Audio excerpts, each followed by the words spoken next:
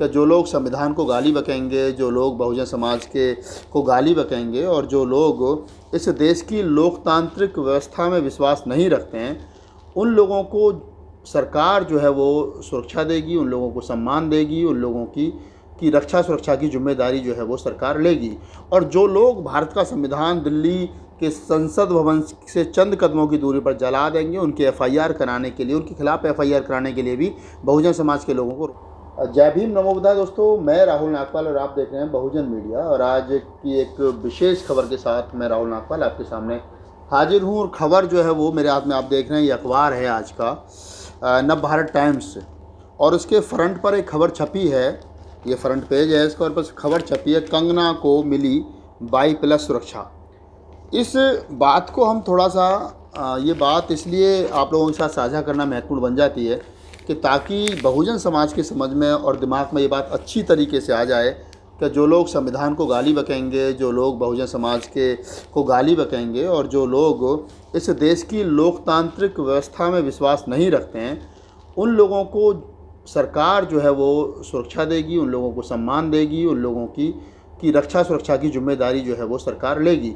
और जो लोग भारत का संविधान दिल्ली के संसद भवन से चंद कदमों की दूरी पर जला देंगे, उनके एफआईआर कराने के लिए, उनके खिलाफ एफआईआर कराने के लिए भी बहुजन समाज के लोगों को रोड पर उतरना पड़ेगा। तो आप समझ सकते हैं इस षड्यंत्र को। मैं 2-3 मुद्दों पर बात करूंगा ताकि बात जो है वो क्लियरली समझ में आ जाए आप लोगों के।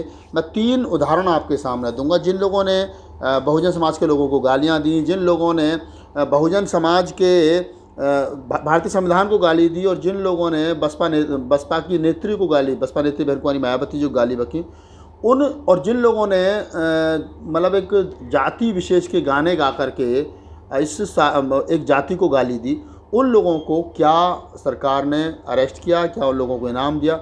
मैं 3 लोगों पर बात करता हूँ। सबसे पहले बात करता हूँ मैं सपना चौधरी पर। सपना चौधरी का मामला कुछ समय पहले बड़ा हाईलाइट हुआ था।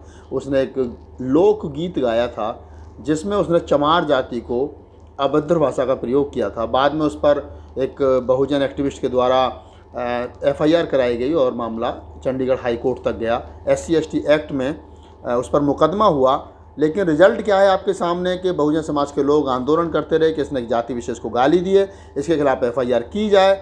उसके खिलाफ एफआईआर हुई, बाद में सारा ड्रामा हुआ, लेकिन आज सपना चौधरी ना तो जेल गई है और ना ही उसका कुछ बिगड़ा है। वो बहुजन समाज के आंदोलन के बाद में बहुजन समाज अपने उसको जहां दंडित करने के लिए सरकार से लड़ रहा था, वहीं सरकार और सरकार के आसपास जो चंद चाटुकार लोग हैं उनकी वजह से वो आज एक आर्टिस्ट है, ब्रांड है, और वो बिग बॉस तक घुमाई। और आज जब वो सपना चौधरी इस हादसे से पहले 10,000 20,000 लेती थी, आज वो 4 लाख 5 लाख लेती है।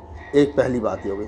दूसरी बात मैं करूँगा, बहन कुमारी मायावती को दयाशंकर सिंह एक नेता थे बीजेपी के, उन्होंने गालियां दी थी, अपशब्द कहा था और ऐसे ऐसे अपशब्दों का प्रयोग किया था कि मतलब हम उनको मैं अपने शब्दों में, कोई भी सभ्य व्यक्ति अपने शब्दों में बयान नहीं कर सकता। हाय हुल्लड़ हुआ, पूरे देश में आंदोलन हुआ, बहुजन समाज के लोग रोड पर उतरे कि बहन जी के लिए अपशब्द कहें। बीजेपी ने उनको पार्टी से बाहर निकाल दिया, उनकी पत्नी स्वाति सिंह को पार्टी में ले आए, उन्हें MLA का चुनाव लड़ा और उन्हें मिनिस्टर बना दिया।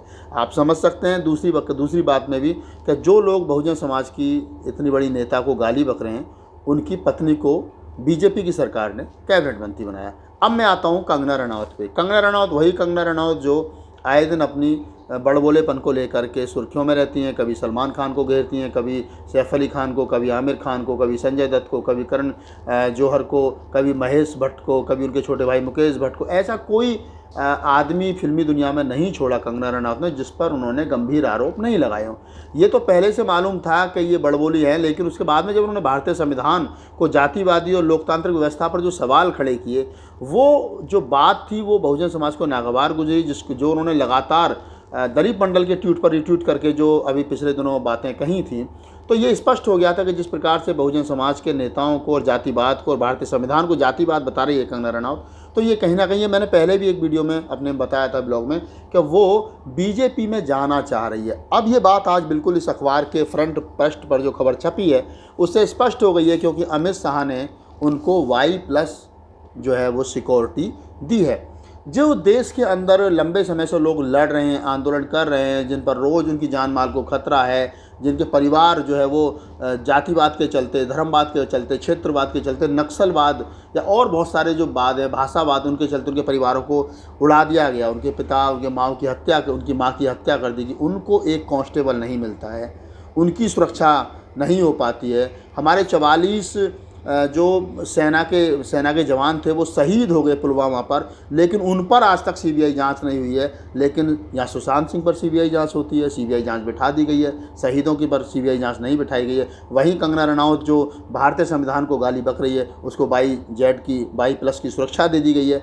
मुल्क के अंदर इन सारी बातों से, सारी घटनाओं से, सारी बातचीत से एक बात स्पष्ट हो जाती है कि जो लोग SC/ST विरोधी बात करेंगे, जो लोग संविधान विरोधी बात करेंगे, जो लोग माइनॉरिटी विरोधी बात करेंगे, और वो तमाम लोग जो 85% बहुजन समाज को गाली बकेंगे, और ख़ास तौर से वो सवर्ण समाज से आते हैं, चाहे जैसे कंगना रनौत ठाकुर परिवार से आती हैं, तो ऐसे लोग सरकार की गोद में बैठेंगे, सरकार उनको सिक्योरिटी देगी, सरकार उनके मान सम्मान। ये दिन भी दूर नहीं होगा अगर हमें कल को ऐसे ही किसी अखबार में पढ़ने को मिले कि कंगना रनौत को सरकार ने राज्यसभा सांसद बना करके भेज दिया। ये भी कोई बड़ी खबर नहीं होगी, ये भी छोटी खबर है, क्योंकि जिस रास्ते पर कंगना रनौत चल रही है और जिस प्रकार भारत सरकार का कंगना रनौत को सपोर्ट मिल रहा है, उस प्रकार ये स्पष्ट हो रहा है, ये लग रहा है कि आने वाले दिनों में बीजेपी जो है कंगना रनौत के बड़बोलेपन को भुना सकती है और वो उनको एक राज्यसभा या MLC या और किसी संवैधानिक पद पर चुन करके भेज सकती है।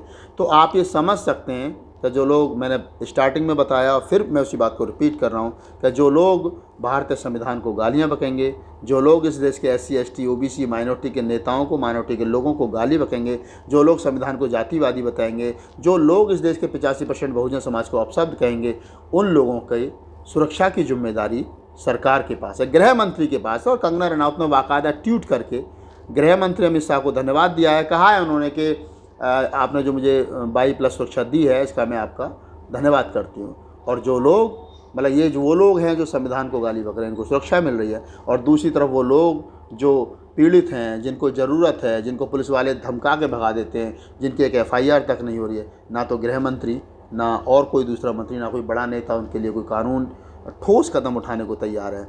ये देश के अंदर वर्तमान स्थिति चल रही है। 15% लोग जिनको बाबा साहब डॉक्टर अम्बेडकर ने कहा था कि अगर उनमें खास तौर से एक तबका, एक समाज, बाबा साहब डॉक्टर अम्बेडकर ने कहा था कि ब्राह्मण गंगा नहाए और आकर के रेती में लेट जाए, और फिर जितने कण उसकी बॉडी पर, उसके शरीर पर लिपटे हैं, वो उतनी बार गंगा नहा ले, तब भी ब्राह्मण की बात पर विश्वास नहीं करना चाहिए। तो बस ये समझिए, उन्हीं लोगों के हाथ में सत्ता है, उन्हीं के हाथ में ताकत है, उन्हीं के हाथ में संविधान है। अंधेर नगरी चौपट राजा, टकाशेर भाजी टकाशेर खाजा। आपको ये वीडियो कैसा लगा? और अगर आपको लगता है कि कंगना रनौत को जो 22+ सुरक्षा सरकार ने दी है, इसका विरोध होना चाहिए, तो आप अपनी जिम्मेदारी को उठाइए और भारतीय संविधान का प्रयोग, भाषा का प्रयोग कीजिए, और आप इस बात का विरोध कीजिए और बताइए लोगों को कि ये गलत है। जिस महिला ने भारतीय संविधान को जातिवादी कहा है, उस महिला को 22+ सुरक्षा देना संविधान के और मानवता के, इंसानियत के खिलाफ है। अगर आपको हमारा वीडियो अच्छा लगा तो उसको लाइक कीजिए, शेयर कीजिए और कमेंट्स कीजिए। हमारे चैनल को सब्सक्राइब कीजिए, और बस ऐसे ही वीडियो देखने के लिए लगे रहिए और देखते रहिए राहुल लाइव 50 और तमाम बहुजन मीडिया। जय भीम, नमो।